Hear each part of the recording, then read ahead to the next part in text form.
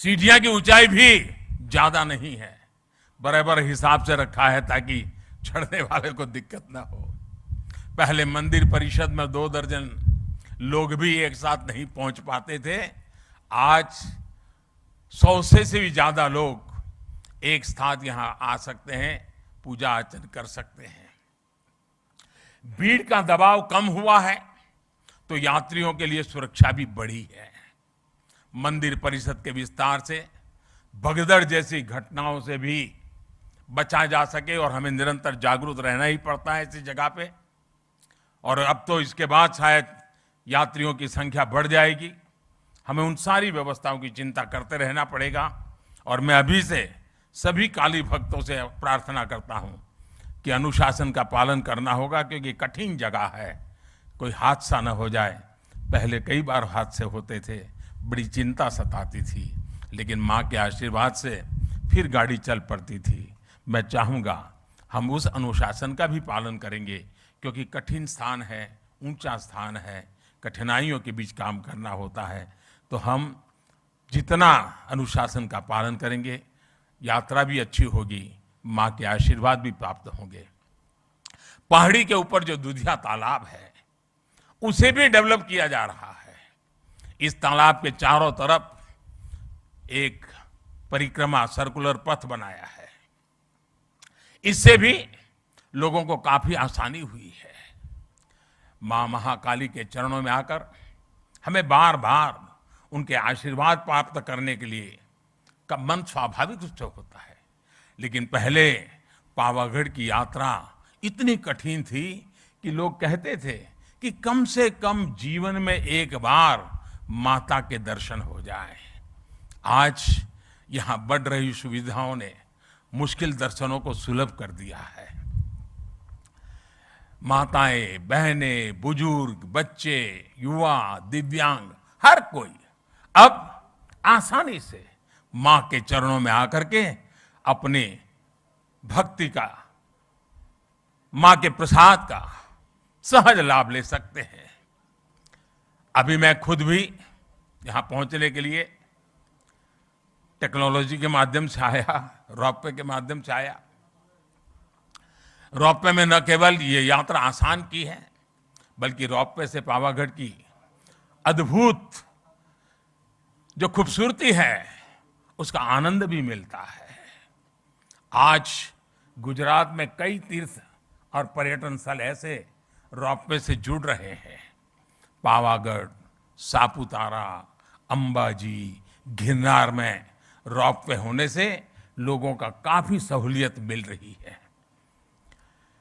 पावागढ़, मां अंबा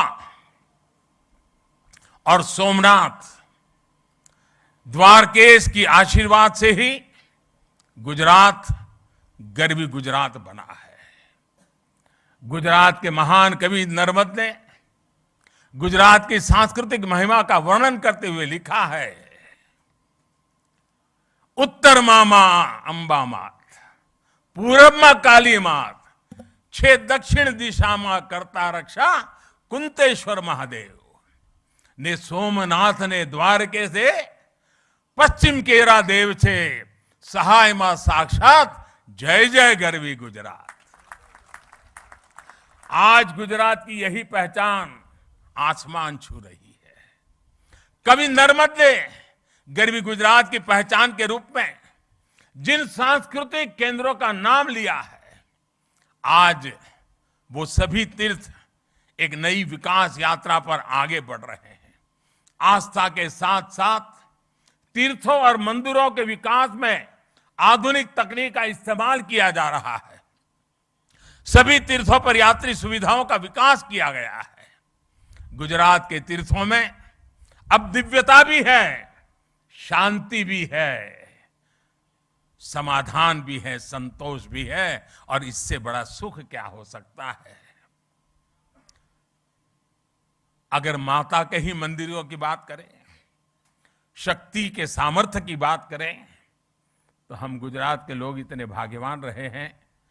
और मां शक्ति की पूजा करने वाले भक्तों के लिए गुजरात में तो पूरा एक शक्ति चक्र है, एक शक्ति रक्षा चक्र है, गुजरात का रक्षा कवच के रूप में वो काम कर रहा है।